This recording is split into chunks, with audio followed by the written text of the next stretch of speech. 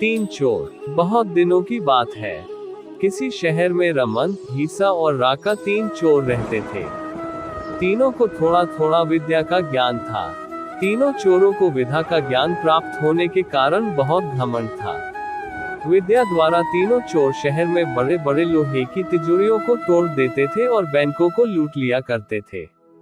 इस तरह तीनों चोरों ने शहर के लोगों की नाक में दम कर रखा था। एक बार तीनों चोरों ने एक बड़े बैंक में डकैती करके सारा माल उड़ा दिया।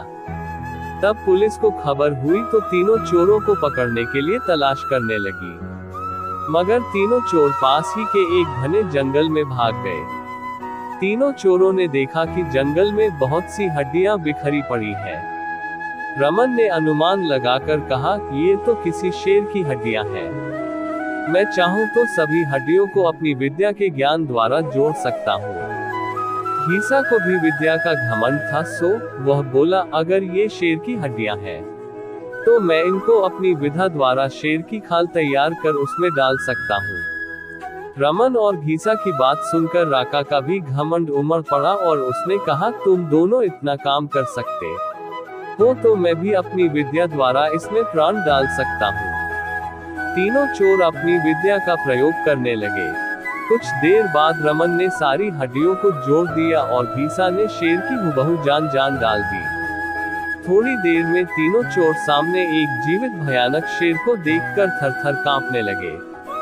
मगर शेर के पेट में तो एक दाना नहीं था।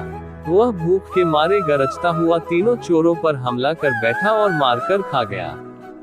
शेर मस्त होकर घने जंगल की ओर चल दिया।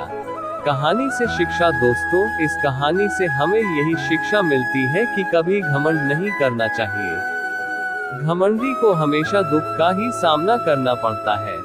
यदि तीनों चोर अपनी विद्या का घमंड न करते तो उन्हें जान से हाथ न धोने पड़ते। हमें अपनी विद्या का प्रयोग सोच समझकर करना चाहिए।